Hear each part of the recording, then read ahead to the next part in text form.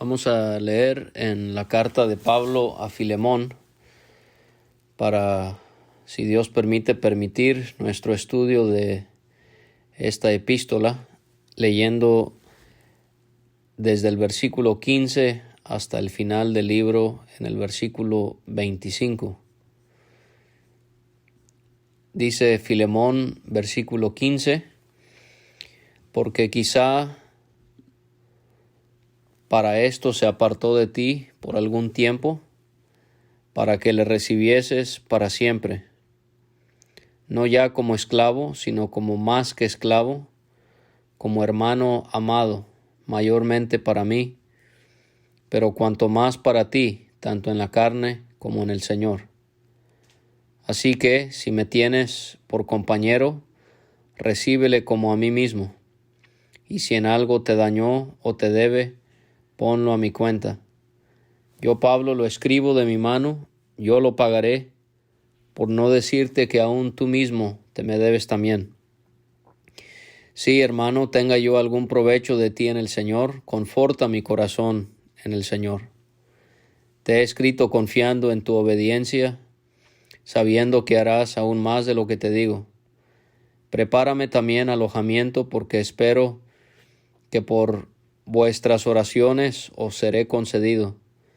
Te saludan Epafras, mi compañero de prisiones por Cristo Jesús, Marcos, Aristarco, Demas y Lucas, mis colaboradores. La gracia de nuestro Señor Jesucristo sea con vuestro espíritu. Amén. Vamos a considerar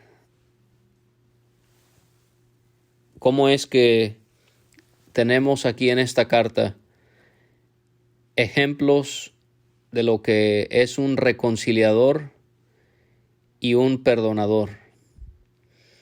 Reconciliador por la actitud de Pablo, que él se esforzó en ver a Filemón y a Onésimo reconciliados. Dios quiere ver que entre nosotros cada uno podamos tener ese espíritu de reconciliación, que no solamente busquemos reconciliarnos con aquellos que tenemos diferencias, pero que también Dios nos utilice para fomentar, para animar la reconciliación entre otros hermanos, aun si son asuntos que son ajenos a nosotros. Pero también encontramos el ejemplo de Filemón, que aquí suponemos, porque la carta no nos dice cuál fue el resultado de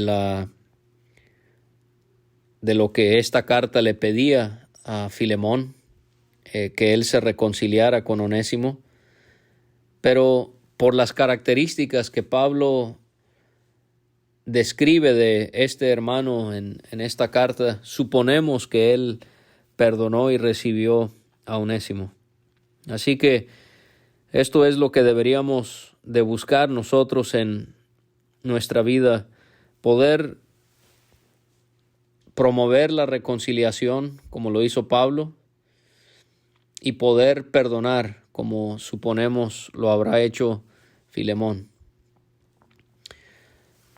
Y Pablo le continúa describiendo a Filemón el asunto que le presenta en cuanto a su siervo, que había tenido que huir de él y había conocido a Pablo y había aceptado al Señor. Y Pablo le dice a Filemón en el versículo 15, porque quizá para esto se apartó de ti por algún tiempo.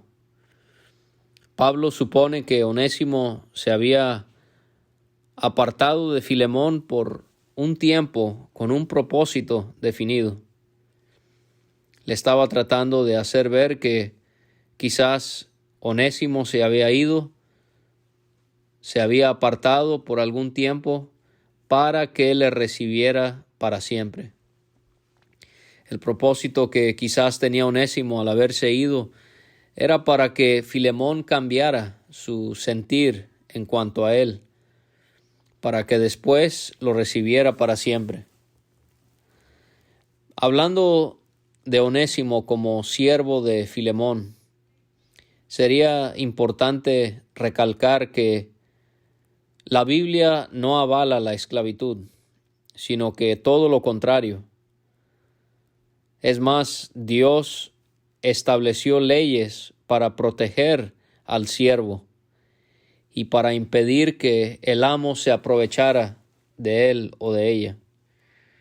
En Éxodo 21:26, por ejemplo, leemos de cómo es que la ley de Moisés protegía a los siervos de ser abusados físicamente por sus amos. Y en el Nuevo Testamento no es la excepción. En Colosenses capítulo 3 y capítulo 4, Pablo también, guiado por el Espíritu, él regula el trato que debía haber del amo hacia el siervo y del siervo hacia su amo. Así que concluimos con eso, que Dios nunca avala la esclavitud, como se ha visto en varios pueblos en este mundo a lo largo del tiempo. Dios más bien protege a los siervos en el trato que ellos deben recibir. Y Pablo anima a Filemón en el versículo 16 que ya no va a recibir a Onésimo como esclavo, sino como más que esclavo. Porque Onésimo ya no sería visto como un esclavo por el cambio que el Evangelio había hecho en él. Para Filemón, Onésimo era un siervo que le trabajaba. Y Pablo quiere que eso continúe, que la relación laboral continúe, pero el trato ya es diferente, para bien, porque ahora ya no lo va a tratar solo como un siervo, sino como hermano amado. Filemón debía recibir a Onésimo como un hermano amado. Él ahora pertenecía a la misma familia, compartían a un mismo padre y una misma familia espiritual por causa de la fe en Cristo Jesús. No toda persona es hijo de Dios o hija de Dios. La Biblia enseña en Juan, en Gálatas, que solamente aquellos que han creído en Jesucristo son considerados como hijos de Dios. Todos somos criaturas de Dios, porque Dios nos creó a todos, pero no todos somos hijos de Dios. En el momento que la persona pone su fe en Cristo Jesús, esa persona es adoptada por Dios y es recibida a la familia de la fe, y ahora se considera hijo de Dios Padre. Esto debe de afectar la manera en la que tratamos a los hermanos y a las hermanas. No es algo que solamente se deba de llevar a cabo de palabra al llamarnos hermanos y hermanas. Esto es algo que se debe de llevar a la práctica. Dios quiere que nos tratemos como lo que somos, hermanos y hermanas. Él quiere que haya armonía, unidad, cercanía, respeto, amor y muchas cosas más entre nosotros. Esta era una manera común en la que Pablo llamaba a los hermanos, amados. Lo menciona en el versículo 1. Él dice de Filemón, le dirige a él la palabra y le dice: al amado Filemón. También él, en el versículo 2, él, al referirse a la que suponemos era la esposa de Filemón, a la amada hermana Apia. Entonces, no solamente debemos de llamarnos y tratarnos como hermanos que somos, pero también en cuanto a la manera en la que nos referimos de llamarnos amados. Debemos de tratarnos con ese amor. Y Pablo le dice, ya no lo vas a tratar como esclavo, sino más que esclavo, lo vas a considerar ahora como hermano amado. Y le dice, mayormente para mí. O sea que le pide que lo reciba como hermano amado por él, porque Filemón sabía el gozo que le traería al corazón de Pablo si él seguía las instrucciones que él le estaba dando bajo la autoridad del Señor. Mayormente para mí, pero cuánto más para ti. O sea, le pide que lo reciba por el beneficio que le traería a Pablo, ¿sí? Pero también le hace considerar que esto es algo que le va a beneficiar a él si él recibía y perdonaba a Onésimo.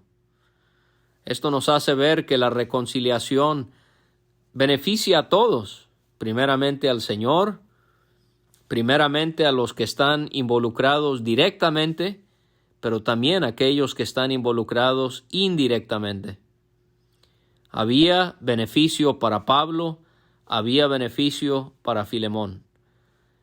Y Pablo le hace ver que era tanto en la carne como en el Señor. O sea, le beneficiaría en lo fraternal, en su relación como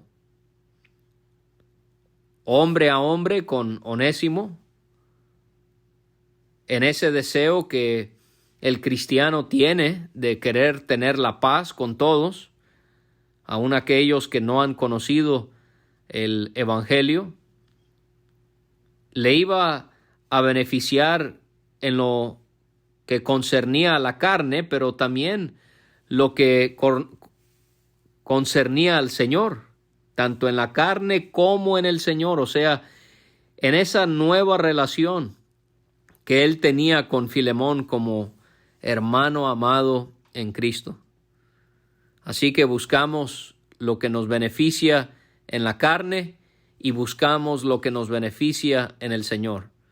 Buscamos tener paz con los incrédulos, buscamos tener paz con aquellos que pertenecen a la familia del Señor. O sea, en todo sentido, esto le iba a resultar para bien a Filemón si él recibía una vez más a Onésimo.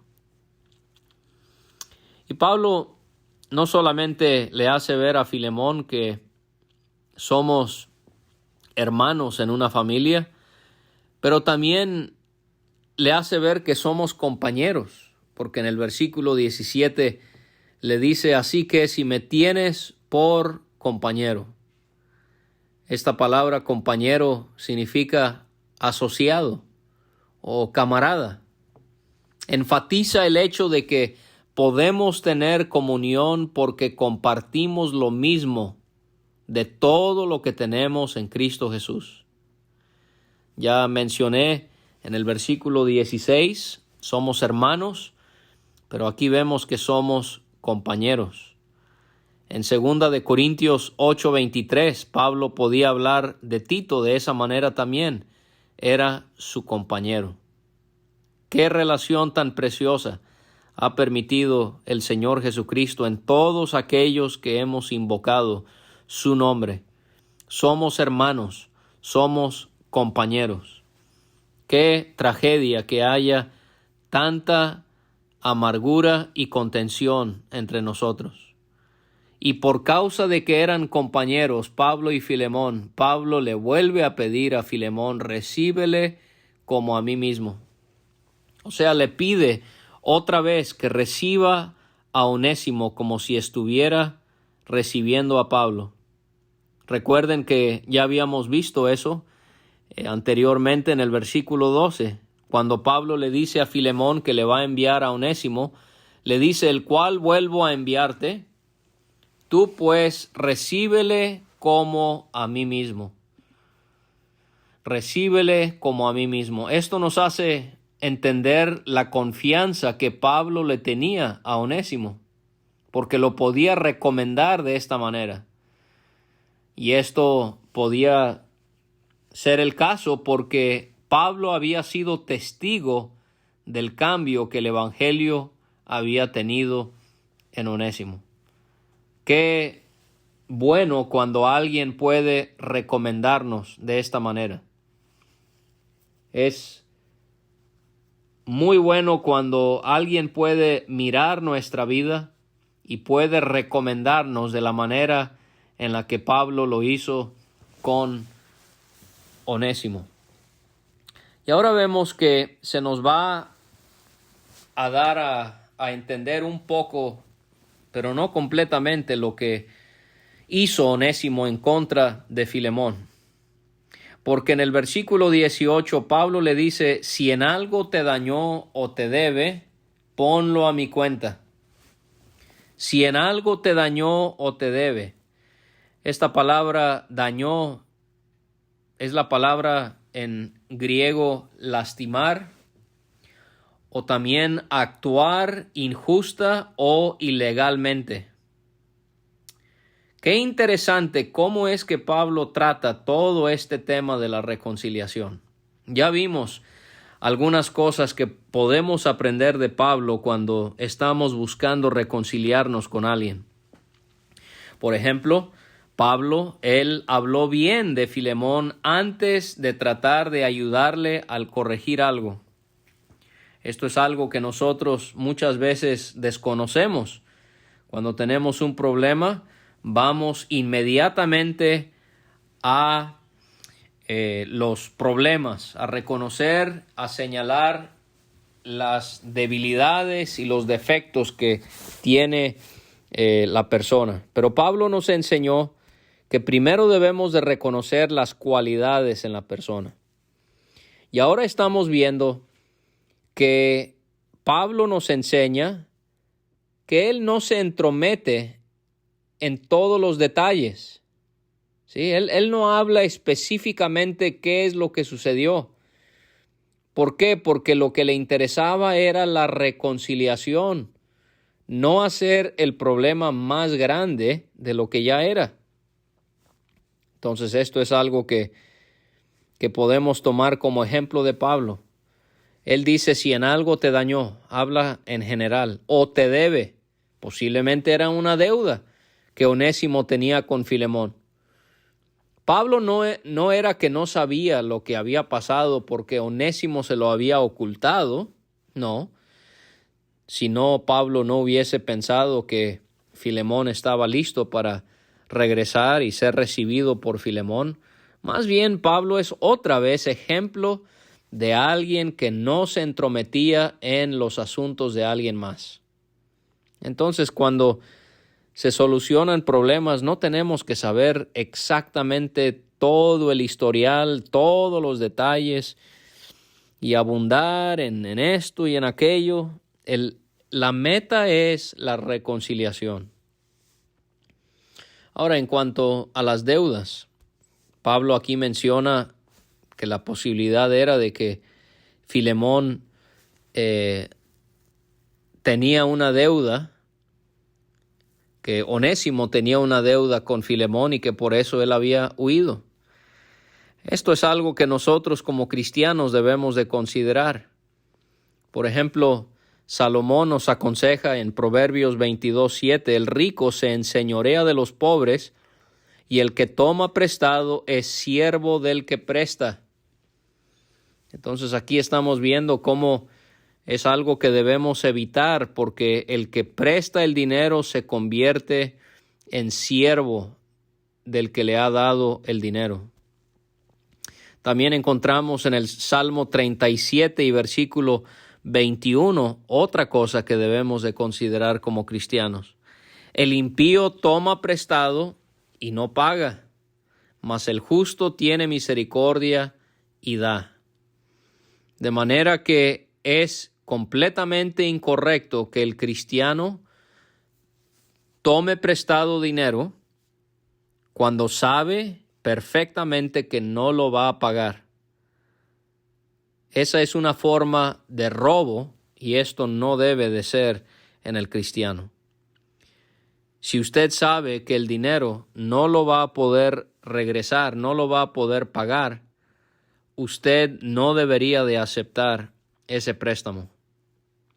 El impío es el que hace tal cosa, o sea, el pecador, el malvado, él toma prestado y no paga. Pero también aprendemos en cuanto a las deudas. Quizás usted está en la condición de poder dar préstamos porque Dios le ha bendecido. Fíjese lo que dice Éxodo 22, del 25 al 27. Cuando prestares dinero a uno de mi pueblo, al pobre que está contigo, no te portarás con él como logrero, ni le impondrás usura. Si tomares en prenda el vestido de tu prójimo a la puesta del sol, se lo devolverás, porque solo eso es su cubierta, es su vestido para cubrir su cuerpo. ¿En qué dormirá? Y cuando él clamare a mí, yo le oiré, porque soy misericordioso. Así que aquí estamos viendo que es incorrecto cobrar intereses o cobrar usura o rédito, también como se le llama. Si se va a tomar una prenda para asegurar de que se va a hacer el pago, la ley de Moisés marcaba que se le tenía que regresar esa prenda, siendo que era su ropa y era la única ropa que tenía. De manera que no debemos estar cobrando intereses altos para aprovecharnos de aquellos que están en necesidad. Sería incorrecto que demos un préstamo y recibamos, por ejemplo, el título de la propiedad de alguien y el pago del préstamo no se hace, y nosotros como cristianos vayamos y saquemos a las personas sabiendo que esos niños van a dormir en la calle. Eso sería impropio. También en cuanto a las deudas hay muchos pasajes, pero vamos a ver uno más. Dice Pablo en Romanos 13, paguen a todos los que deban, al que tributo, tributo, al que impuesto, impuesto, al que respeto, respeto, al que honra, honra. No deban a nadie nada, sino el amarse unos a otros, porque el que ama al prójimo ha cumplido la ley. Entonces, estas son cosas muy importantes que debemos de considerar en cuanto a las deudas. Y Pablo le dice a Filemón, si en algo te dañó o te debe, ponlo a mi cuenta. Vemos aquí el deseo de Pablo. ¿Cuánto deseaba Pablo que se llevara a cabo esta reconciliación? ¿Era algo que realmente le importaba, le interesaba? ¿O era algo que realmente para él sería causa de indiferencia si se reconciliaban o no? Bueno, él está dispuesto a pagar el daño que había causado Onésimo. Él estaba dispuesto a restituir el daño o la deuda que tenía Onésimo con Filemón. ¿Estaríamos nosotros dispuestos a hacer lo mismo para que dos hermanos se reconciliaran? ¿Estaríamos dispuestos a ir al grado de que esto afecte nuestro bolsillo? Dios quiera que el ejemplo que nos pone Pablo, nosotros lo sigamos, que hagamos hasta lo imposible para ayudar a que otras personas se reconcilien. Sean hermanos en una congregación, sean hermanos en una familia, sea un matrimonio, sea cual sea la relación terrenal, sean personas no salvas o sean personas salvas, nuestro deseo como cristianos siempre debe ser la reconciliación. Nunca debemos de orientarle a alguien que deje de hablarle a cierta persona. O cuántas veces muy ligeramente se le dice a alguien que deje a su pareja, que se separe. No, siempre debemos de buscar la reconciliación. Y aquí en estas palabras de Pablo encontramos una preciosísima figura de la obra de Cristo Jesús a favor de nosotros como pecadores endeudados con Dios. Ponlo a mi cuenta, ponlo a mi cuenta. Dice en el 19 Pablo, yo lo pagaré. No podemos leer estas palabras sin pensar en Cristo Jesús, sufriendo sobre esa cruz, llevando nuestros pecados y pagando por una deuda que Él no tenía. Es como lo que Él preguntó en el Salmo 69, he de pagar lo que no robé. Y eso es exactamente lo que hizo el Redentor sobre esa cruz a nuestro favor. Al final de la obra que Él llevó a cabo, Él clamó, consumado es. Él había pagado por los pecados de todas las personas de todos los tiempos, no solamente de los elegidos, no solamente de aquellos que habrían de creer. No, Él pagó por los pecados de todo ser humano que ha vivido y que vivirá sobre este planeta. Y Él allí terminó la obra, Él murió, Él resucitó de entre los muertos. Y cada persona que entiende eso y lo acepta por la fe, esa persona recibe el perdón de sus pecados. Porque de lo contrario es sufrir eternamente en las llamas del lago de fuego. Los que van al infierno serán las personas que rechazaron el pago que Cristo hizo a su favor. Pablo dice, ponlo a mi cuenta. Versículo 19, Pablo le dice, yo Pablo lo escribo de mi mano. Esta es la tercera mención de Pablo como autor de esta carta. En el versículo 1 comienza la carta, Pablo, prisionero de Jesucristo. En el versículo 9 ya vimos también que dice ahí, Pablo ya anciano. Y ahora vemos aquí en el versículo 19, Pablo vuelve a decirnos que él es el escritor de esta carta. Yo, Pablo, lo escribo de mi mano, yo lo pagaré. Otra vez, él está insistiendo en cubrir el daño que había causado Onésimo a Filemón. Yo lo pagaré por no decirte que aún tú mismo te me debes también. De una manera muy discreta, Pablo le hace ver a Filemón que él se debía a Pablo. Así como tú deberías de recibir a Onésimo, tú deberías de escucharme, tú deberías de aceptar el consejo que te estoy dando. En cierta manera, Filemón se debía a Pablo por todo lo que había aprendido de él. En agradecimiento a Pablo, Filemón podía perdonar a Onésimo. Era una de las razones que lo haría, no la única, pero una de las razones por las que él iba a desear hacer lo que Pablo le estaba diciendo era porque él tenía una deuda espiritual hacia Pablo. Sí, le dice Pablo en el 20, sí, hermano, tenga yo algún provecho de ti en el Señor. Conforta mi corazón en el Señor. Pablo quería recibir provecho de Filemón en las cosas del Señor al perdonar a Onésimo. No solo sería de provecho para él, sino para todas las personas involucradas, como ya mencioné, de una manera indirecta o directa. Este era el deseo que Pablo tenía, de que Filemón fuese en este momento provecho en la obra del Señor al recibir una vez más a Onésimo. Y Pablo le hace ver a Filemón qué tanto le beneficiaría a Pablo si él recibiera a Onésimo. Conforta mi corazón en el Señor. Esta palabra conforta en el griego es refrescar, es hacer descansar o dar alivio de un gran dolor. Filemón, esta era su forma de actuar hacia los hermanos. Dice Pablo de él en el 7, tenemos gran gozo y consolación en tu amor, porque por ti, oh hermano, han sido confortados los corazones de los santos.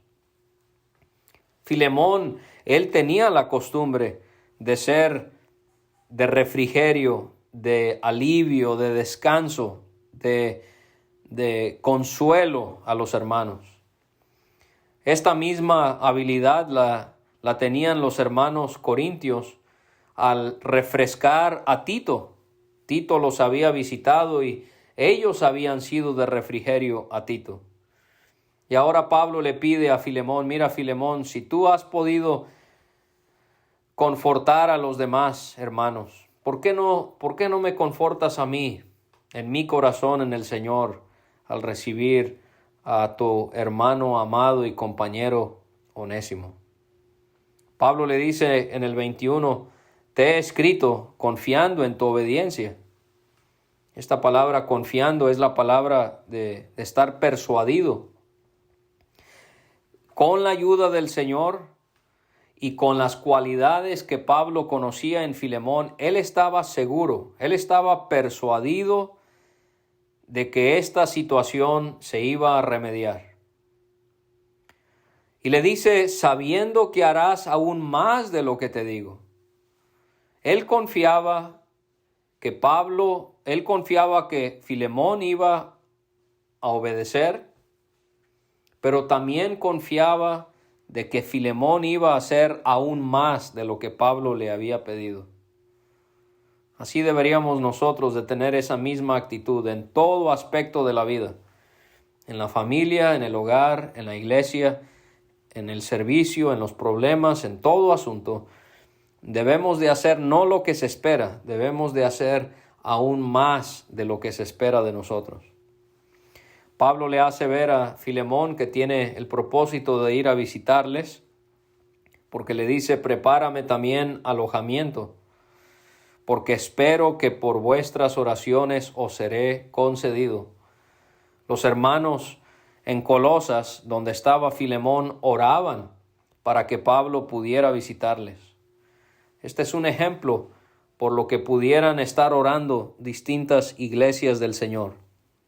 Orar para que Dios permita que predicadores, que evangelistas, que maestros puedan visitarles para ayudarles en la exposición de la palabra. Ellos estaban orando que Pablo los visitara y Dios estaba obrando en su corazón para que esto se pudiera lograr. Esto hace ver la transparencia de Pablo, porque él no solamente escribe una carta acerca del problema, pero les dice, yo tengo el deseo de ir a estar con ustedes. O sea, Pablo no se escondía detrás de sus cartas, como le acusaban los hermanos en Corinto. Él era una persona transparente. Les escribo una carta para ayudarles en este asunto y también voy a ir a visitarles en persona. Y la carta de Filemón termina con Pablo mandando saludos a Filemón de distintos hermanos que estaban con él. Te saludan Epafras. Te saludan Epafras. Podemos ver de este hermano Epafras, lo más probable es que él había tenido el gozo y el privilegio de haber llevado el evangelio a Colosas. Porque Pablo dice a los colosenses en el capítulo 1 y versículo 7 acerca de este hermano, nuestro consiervo amado, que es un fiel ministro de Cristo para ustedes. Y les habla de cómo lo habían aprendido de Epafras. Y en el versículo anterior vemos que se está refiriendo al evangelio, la gracia de Dios en verdad, como lo habéis aprendido de Epafras. También aprendemos de Epafras cuando Pablo termina la carta. Él dice en Colosenses 4:12, les saluda Epafras, el cual es uno de ustedes, siervo de Cristo, siempre rogando encarecidamente por ustedes en sus oraciones, para que estén firmes, perfectos y completos en todo lo que Dios quiere. Así que Epafras está con Pablo, allí encarcelado, y Pablo le manda los saludos de Epafras a Filemón. Y dice de Epafras, mi compañero de prisiones, por Cristo Jesús. Vemos que Aristarco en Colosenses 4:10 había también acompañado a Pablo en sus prisiones. En Romanos 16 y versículo 7 leemos de Andrónico y de Junias. Debemos de admirar profundamente a estos hermanos. Estuvieron dispuestos a estar en las prisiones con Pablo por el deseo que tenían de servirle. ¿Estaríamos nosotros dispuestos a ministrar a hermanos encarcelados por su fe en Cristo? ¿O tendríamos miedo? ¿O veríamos eso como un trabajo muy humillante, muy bajo para nosotros? Estos hermanos sobresalen porque, aunque no tuvieron que estar encarcelados, estuvieron ahí porque tenían el deseo de acompañar a Pablo y de ayudarle en lo que él necesitaba. También mandó saludos Marcos. Los primeros cristianos se reunieron en casa de su madre María, según Hechos 12. Es llamado Juan y acompañó a Saulo y a Bernabé en Hechos 12 a predicar la palabra. Por causa de este varón, Pablo y Bernabé tuvieron un desacuerdo y ambos tomaron su propio camino, de acuerdo a Hechos 15. Después fue considerado por Pablo como útil en el ministerio, Colosenses 4:10. Es triste cuando hermanos se desaniman, pero es de gran gozo cuando regresan y pueden ser útiles en el ministerio. En 1 de Pedro 5 vemos que después de haber estado con Pablo, parece que Marcos, él trabajó junto con Pedro. Y este Marcos es el que suponemos fue quien escribió el segundo evangelio que tenemos en el Nuevo Testamento. Así que mandan saludos Epafras, Marcos, luego viene Aristarco. Hechos capítulo 27 y versículo 2 nos hace ver que este hermano era macedonio, y en Hechos 24 vemos que él era de Tesalónica. Hechos 19:29 nos enseña que él acompañaba a Pablo, y él es mencionado como un acompañante de Pablo en la prisión, Aristarco. También manda saludos Demas. Tristemente hubo un tiempo en su vida, de acuerdo a 2 de Timoteo 4:10, cuando él amó el mundo y dejó el ministerio, y también a Pablo. En Colosenses 4:14, él estaba también con Pablo cuando Pablo le mandó saludos a los colosenses. Sobresale, creo, en esta lista, no por demeritar a los demás, pero realmente es digno de mencionar a Lucas. Lucas también mandó saludos. Lucas estaba con el Señor. En Colosenses 4:14 Pablo llama a Lucas el médico amado. Había una forma en su ser, en su carácter, en su vida, en su conducta, que hacía que Lucas fuera amado por los hermanos. Yo me pregunto, económicamente, ¿cómo habrá sido el sacrificio de Lucas? Los médicos en esos tiempos, habían ciertas cirugías que podían realizar. Había un sinfín de personas que podían consultar con ellos y ellos podían recetarles ciertos tipos de medicamentos. Lucas pudo haber tenido su consultorio, pudo haber ganado una buena cantidad de dinero,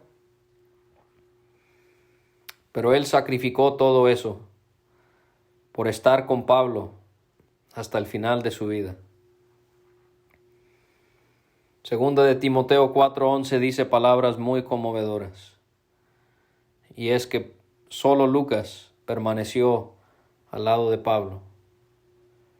Allí vemos a un hombre que sacrificó su vida laboral por apoyar a aquellos que predican el Evangelio.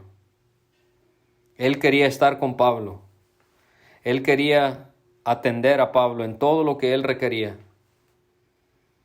Esas cárceles, esos barcos, todo lugar donde Pablo estaba, siempre estaba expuesto a enfermedades.